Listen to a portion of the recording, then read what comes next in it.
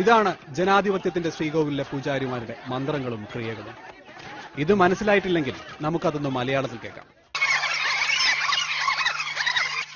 ഒരു സ്വേച്ഛാധിപതിയെ പോലാണ് പ്രസിഡന്റ് ഇക്കാര്യത്തിൽ പെരുമാറിയത്.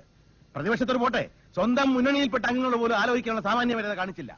ഞങ്ങളോടൊക്കെ ആലോചിച്ചിട്ട് തന്നെയാ. പ്രതിപക്ഷ നേതാവ് വസ്തുതകൾ വളച്ചൊടിക്കുകയാണ്. ഒരു എക്സിക്യൂട്ടീവ് എഞ്ചിനീയറെ മദ്യത്തിൽ കുളിപ്പിച്ച് പാലത്തെ കൊണ്ടുവന്ന കഥ ഇവിടെ അങ്ങേറി പോയിട്ടാണ്.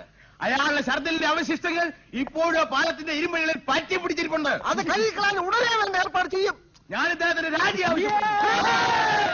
ഇറങ്ങിപ്പോയില്ലെങ്കിൽ ജനങ്ങളകത്ത് കയറി വയസ്സിനെ പിടിച്ച് പുറത്താക്കും.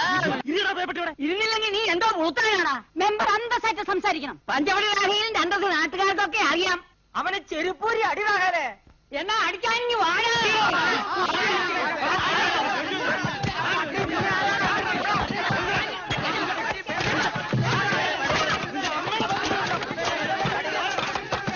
ഒന്ന് ചെവി പൊത്താൻ പോലും ആവാതെ പാവം മഹാത്മാവ്.